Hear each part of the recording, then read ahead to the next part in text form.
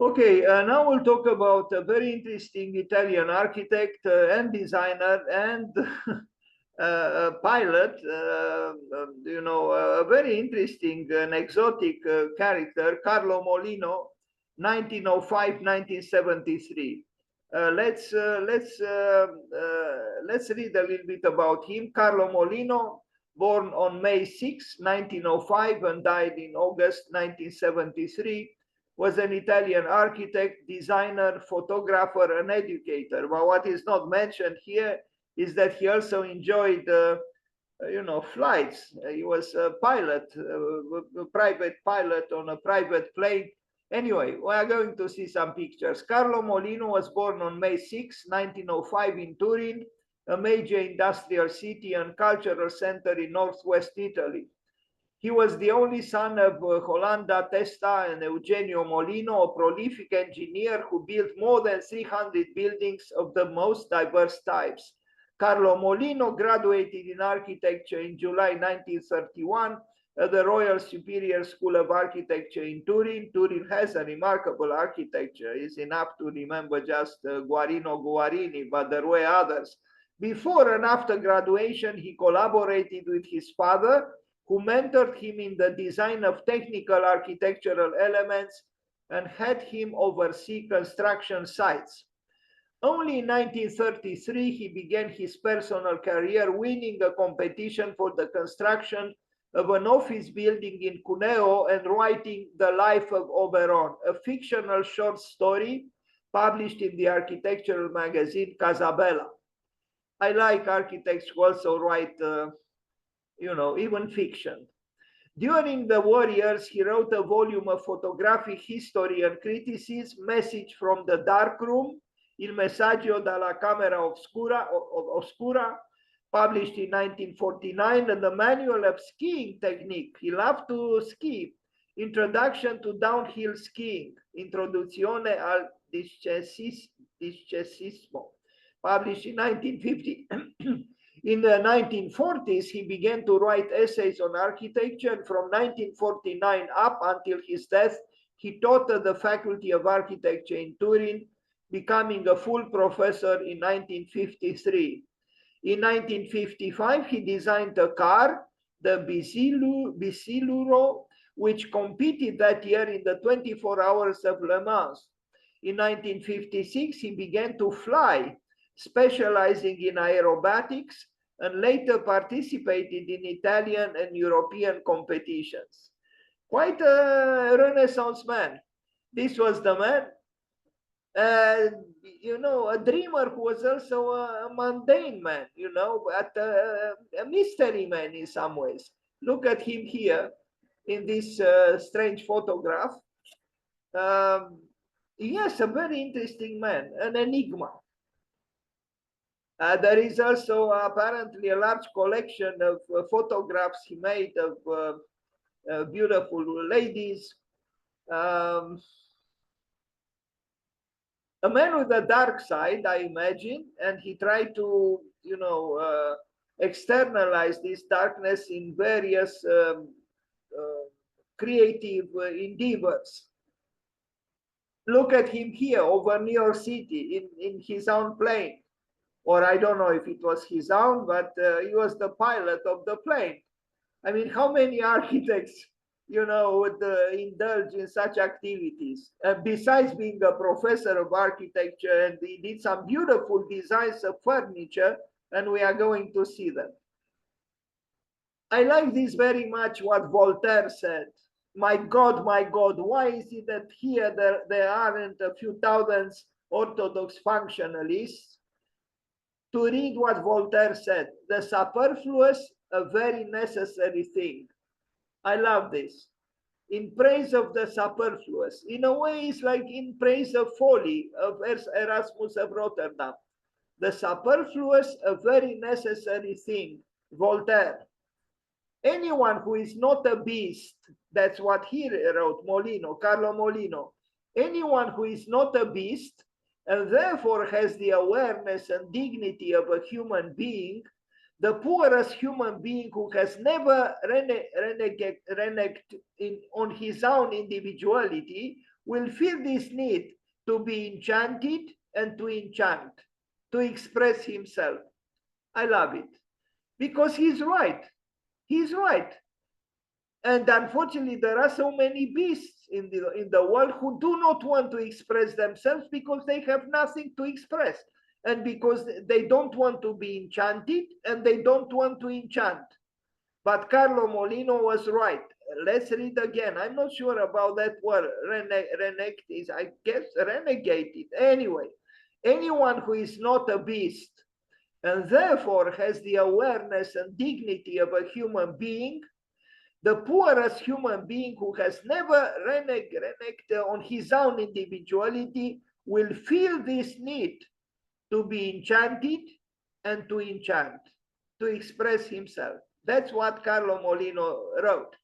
Everything is allowed as long as it stems from creative imagination, that is the decrepit beauty beyond any intellectualistic program. Anything is allowed, everything is allowed as long as it stems from creative imagination. Sketches, drawings of this very interesting man.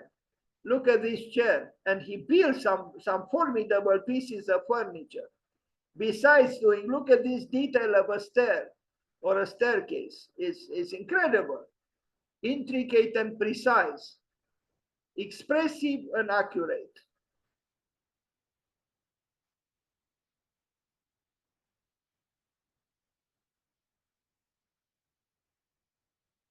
Now, these are just drawings, sketches, but we are going to arrive at his built work. Carlo Molino. This is a house in the mountains that he built. We know that he was very fond of skiing, of winter sports, and he was also an architect who was lucky to be commissioned to build, in the proximity of skiers. A project for a table. Carlo Molino. Remember, everything is possible if we are not beasts. By the way of beasts, William Shakespeare said that, if a human is only, not exactly with these words, but this was the meaning. If a human is only interested in eating and sleeping, he's a beast and nothing else. This is the house he built in the mountains, and we are going to see it. Look how it is supported from the center. A sketch for a chair, a sketch for a table, a visceral table. Carlo Molino, architect and storyteller. Storyteller, yes, storyteller, like Alberti. Like Alberti, yes, the first architect in history, at least from an European perspective, who was also a storyteller, besides being the first architect in history from an European perspective. Now, this headquarters of Federazione Agricoltori, offices of the Farmers Federation in Cuneo, this is a building he designed, one of his early buildings. Is not yet as interesting as he was able to build later. A horse riding club in Turin, in charge of designing the seat of the horse riding club of Turin with the support of the engineer Vittorio Baudi di Selve. Carlo Molino innovatively introduces elements borrowed from surrealism and metaphysical art in the horizon of the modern movement. What? To introduce elements from surrealism and metaphysical art in the horizon of the modern movement? This man was mad. I'm joking, of course. It was beautiful. Why can't we do the same? Because we are afraid, because we are timid. That's why. He effectively merged functional architecture with expressive themes, designing his first masterpiece and an innovative design in the history of architecture. I don't know, this text is a little bit raw, but look at the modern architecture and the head of a horse there.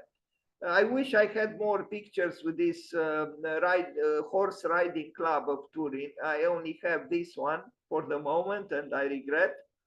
Casa in Collina, house on the hill, Turin. Giuseppe Pagano invited a group of Italian architects to design their own ideal house for the magazine Domus. Carlo Molino designed a 7-story tower to be erected on the Turin hillside, containing only one room per floor, in homage to the Feta di Polenta. The house built by Alessandro Antonelli in Turin. The project was published in the issue of Domus of February 1942, and this was the project. It was not built. Casa sul Altura, house on the heights in southern Italy, 1943-1944, described by Carlo Molino as a pavilion, a tent that Assyrian kings used to take with them on hunting sorties. The villa is perched on a hill in southern Italy, its structure inspired by the Roman domus, closed in around an internal courtyard. The project was not built, and Gio Ponti published it in Stile, April 1944, together with an evocative letter from Mollino himself describing the genesis of the project. Here it is, another project that was not built, but he built later some buildings, and we are going to see them. Monumento ai caduti per la libertà, monument to the fallen, Turin, 1945-1947. Carlo Molino and the sculptor Umberto Mastroianni won the competition issued by the city of Turin for a monument to be erected in the town cemetery in memory of the partisans fallen during World War II. The two conceived a figurative monument accessible to the general public with a direct symbolism. And here it is. Not bad. Somehow the pedestal is more impressive than the sculpture. Casa del Sole apartment building in Cervinia, 1945-1954. The building was commissioned by engineer Dino Lora Totino, president of the Cervino Cableways Company, to implement the accommodation facilities of, Cervinia. Carlo Molino transforms the geometry of the facades of the traditional wooden Walser Alpine houses, of which he was a connoisseur, into a reinforced concrete orthogonal modernist structure, unbalanced at the top by a small villa hovering like an eagle's nest. He was a strange character, Carlo Molino, and his architecture equally so. Stazione Lago Nero, sled station, creates a sculptural building by intersecting a double pitched roof on the north side with a single pitched roof on the south side. On the structure composed of 5 reinforced concrete Virandil beams, he inserts on the upper floors an infill of blocks. The building, commissioned by Piero Dusio, owner of Cisitalia car brand, was the arrival point of a sled lift system. It contained a bar restaurant that served as a refuge. He worked because he loved to ski, he loved alpine sports, and he built several buildings in the mountains. Casa Capriata, this small weekend house for skiers, was conceived by Carlo Molino as a simple shape that could be prefabricated using minimal wooden elements. It was an insulated box to be mounted on any mountain terrain, suspended on different kinds of structures. And he built it. I will see pictures later. 1948 Casa Sanremo, apartment building in Sanremo, referencing Santelia architecture. The apartment block to be built on the Ligurian coast was unusually leaning back and made use of typical Carlo Molino's geometrical lines and asymmetrical composition. For its interiors, Molino conceived exquisite designs which he later used for other projects since the building was never built. The project was conducted in collaboration with architect Mario Rogero. Anyway, another unbuilt work of Carlo Molino, Auditorium RAI Auditorium in Turin, 1950-1952, redesigned only the interior of the concert hall inside the 19th century structure of the pre-existing Teatro Vittorio Emanuele. He elegantly transformed the rigid neoclassical structure into a fluid shell-shaped plan, updating the auditorium to modern technologies for TV and radio broadcasting. In 2005, the stage part and focal point of the auditorium has been completely erased.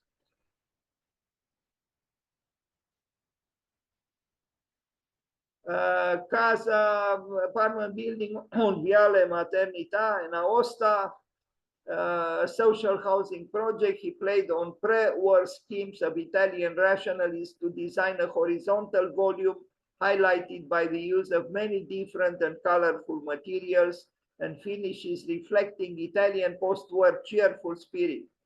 Well, I don't know if it was so cheerful, and even the building, I'm not so sure it's so cheerful.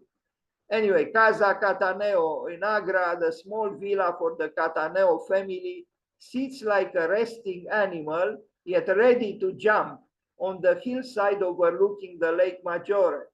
Carlo Molino designed with great care all its details and conceived an unusual structure concealed in the roof to sustain the large span of its central part. Originally, the house was camouflaged using green and yellow enameled roof tiles. This is an interesting building. I hope I have other pictures. I'm mad at myself. I should have had more pictures, or maybe they will come later. Otherwise, this presentation is compromised. Palazzo del Lavoro Exhibition Hall for Italia, 61 competition.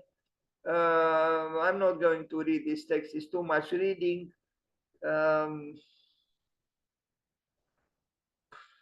What is this here? 1963, 1960 acquired the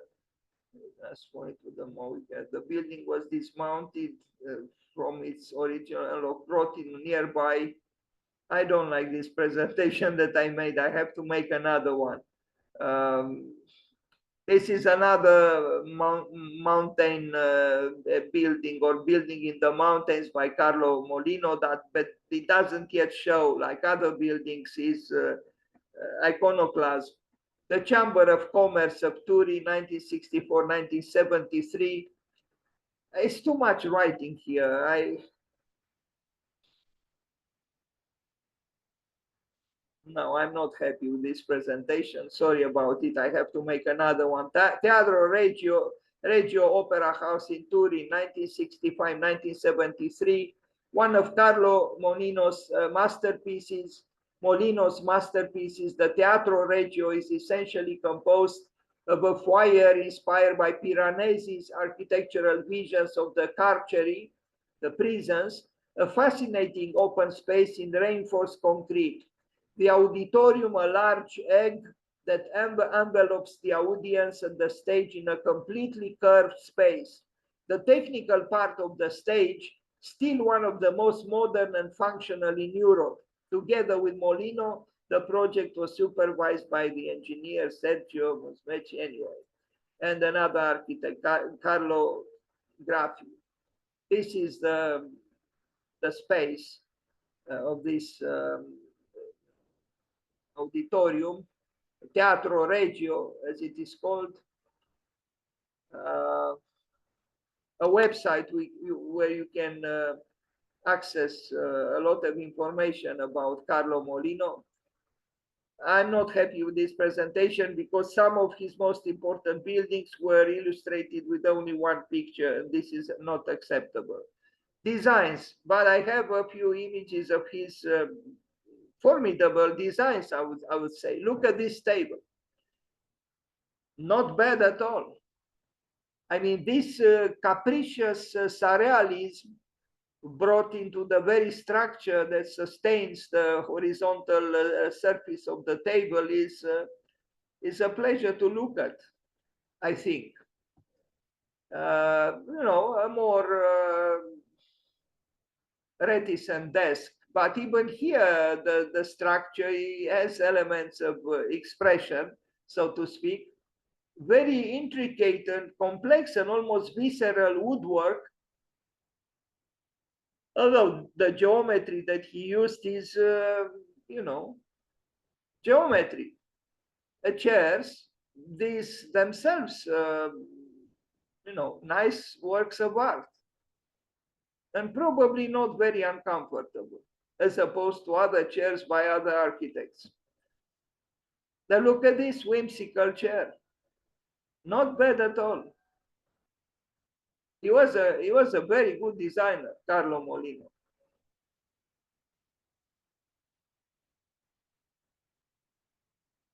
And this is the car he designed. Of course, it had to be red. A little bit burlesque, but futuristically so. Interesting, Carlo Molino. The provocateur par excellence. Architecture and design between women, cars, sport, with a touch of genius. When the private life of a genius becomes his art. This is what someone wrote about Carlo Molino. Another table by him with a Gothicist or, modern Gothic support system underneath.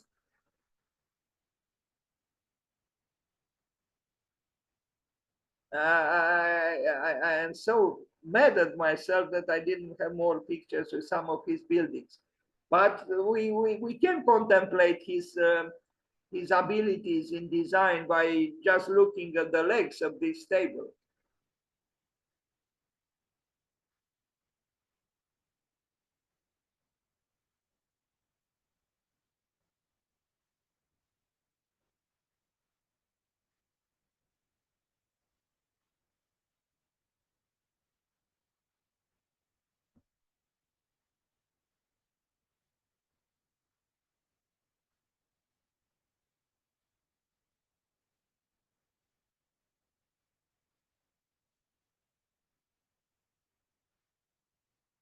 Even the shadows are nice. Well, he was a photographer as well. I don't know if he did these photographs, but maybe he studied the design of the shadows as well.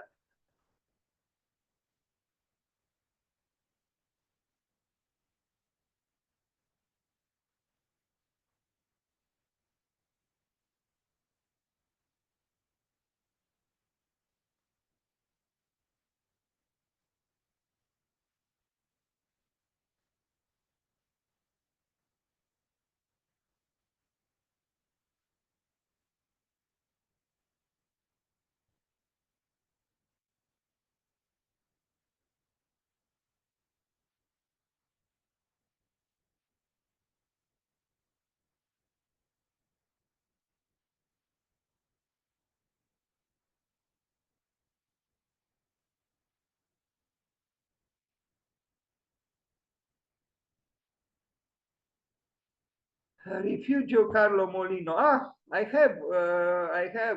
was afraid I don't, but I have images of some of his buildings beyond what I already showed. So look at this house. It's very unusual, to have it lifted from the earth in this way. He was an eccentric, so a refugio Carlo Molino. Uh,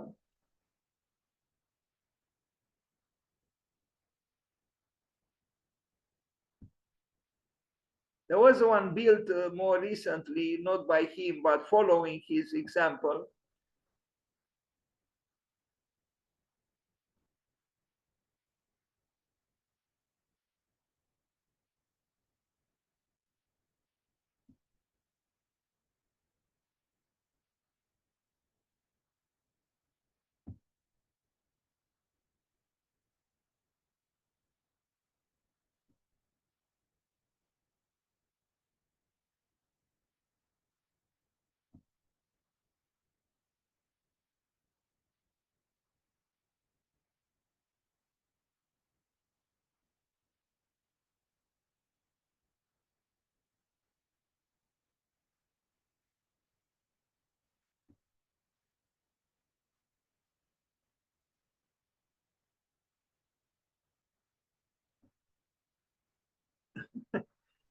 Just look at him, the way he is dressed, and at his stare.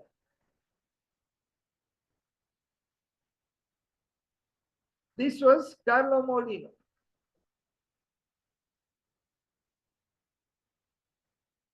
A mad genius.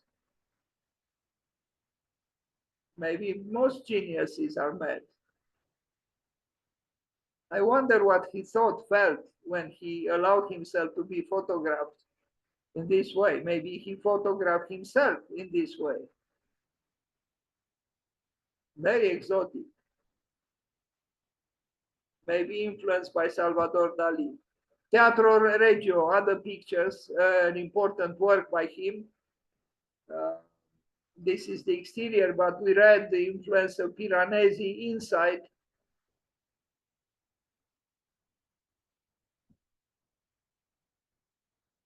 Although there is a much darkness in the Piranesian sense.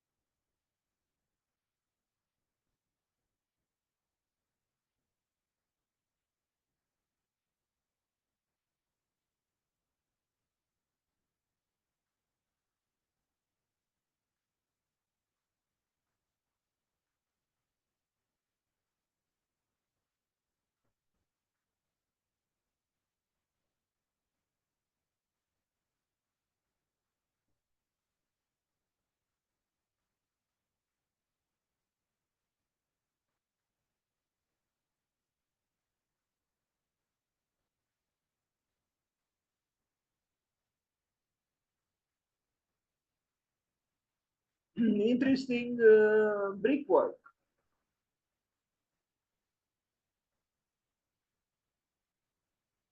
So this building is in Turin, Teatro Regio, Carlo Molino.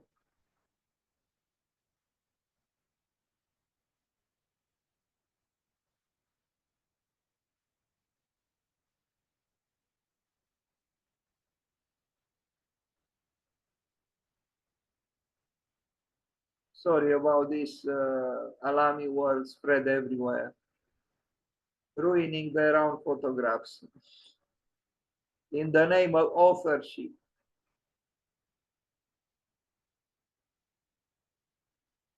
Anyway, white and red, and the symbol is Casa K2.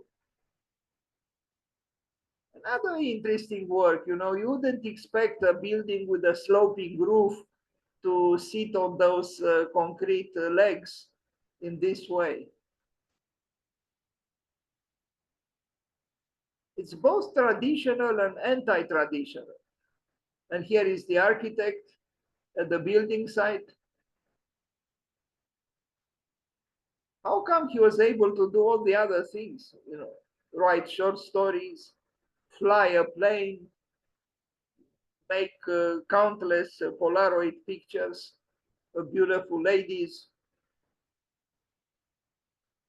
Look at this staircase here.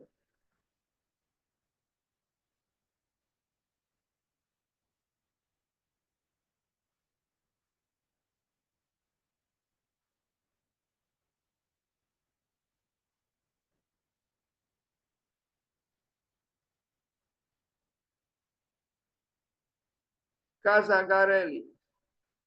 This one is strange also. With that wooden part, windows with oblongs, and then you have the stone pedestal.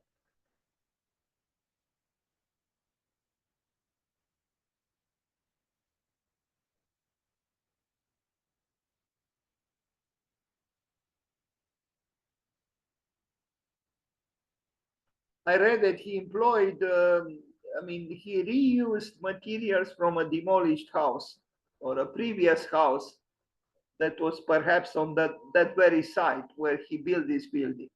And I like the way he, mingled, the old with the new elements, old elements, and he combined them.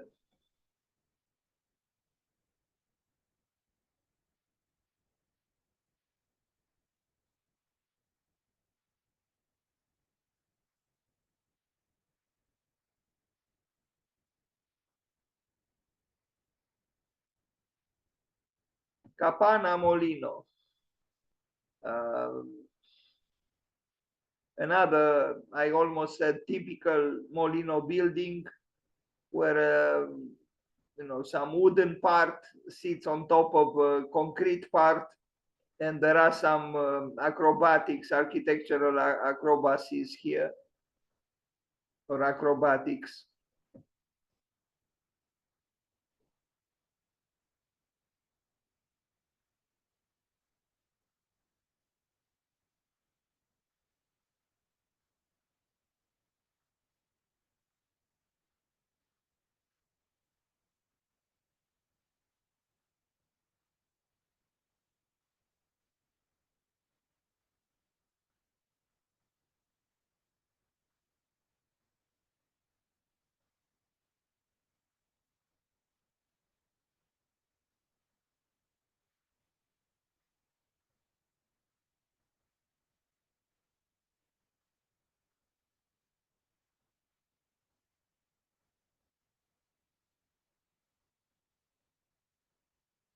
That's it.